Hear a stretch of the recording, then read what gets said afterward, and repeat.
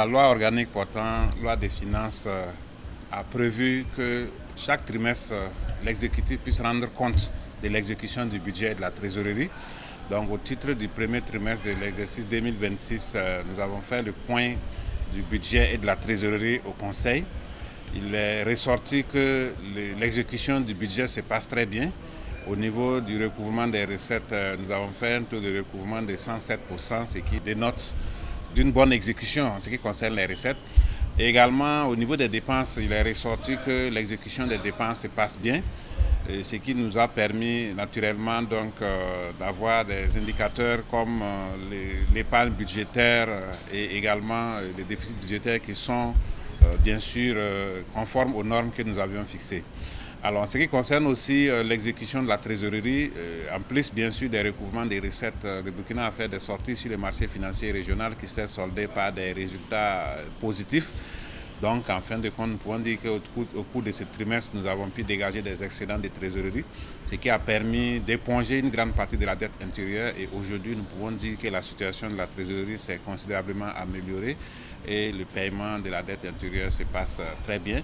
Donc, il s'agit maintenant de travailler à consolider ces efforts en renforçant les recouvrements, en travaillant toujours à rationaliser les dépenses conformément aux orientations données par les camarades présidents du FASO. Avec cette tendance, à la fin de l'année, nous allons encore améliorer la situation.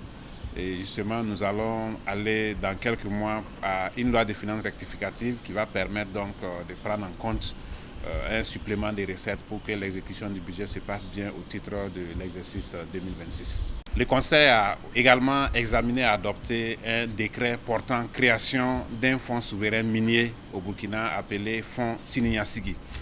Il faut dire qu'il est ressorti la nécessité de faire en sorte que les recettes qui sont issues de la production minière puissent profiter non seulement aux générations présentes, mais également aux générations futures à travers la réalisation d'investissements structurants.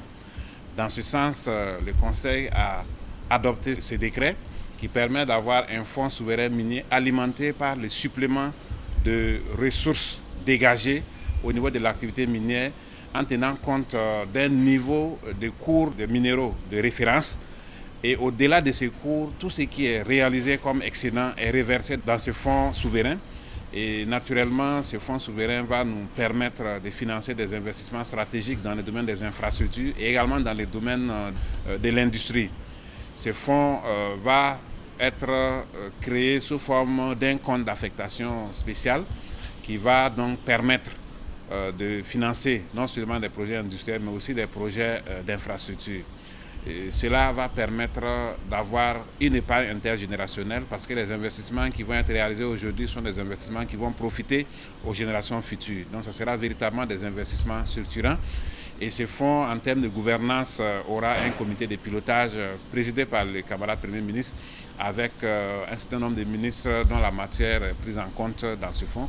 Et cela va permettre donc d'avoir une orientation claire en termes d'investissement et de faire en sorte aussi que les investissements qui vont être réalisés aujourd'hui profitent aux générations futures. Et les camarades présidents du FASO ont donné des instructions claires pour une gestion saine de ce fonds et surtout pour que tous les efforts soient fournis pour mobiliser les ressources nécessaires à l'alimentation de ces fonds et pour qu'à partir de l'année 2027, nous puissions commencer à voir les premières réalisations de ce fonds, qui est également un fonds très important pour le Burkina, un fonds intergénérationnel, un fonds qui va permettre de réaliser des investissements structurants.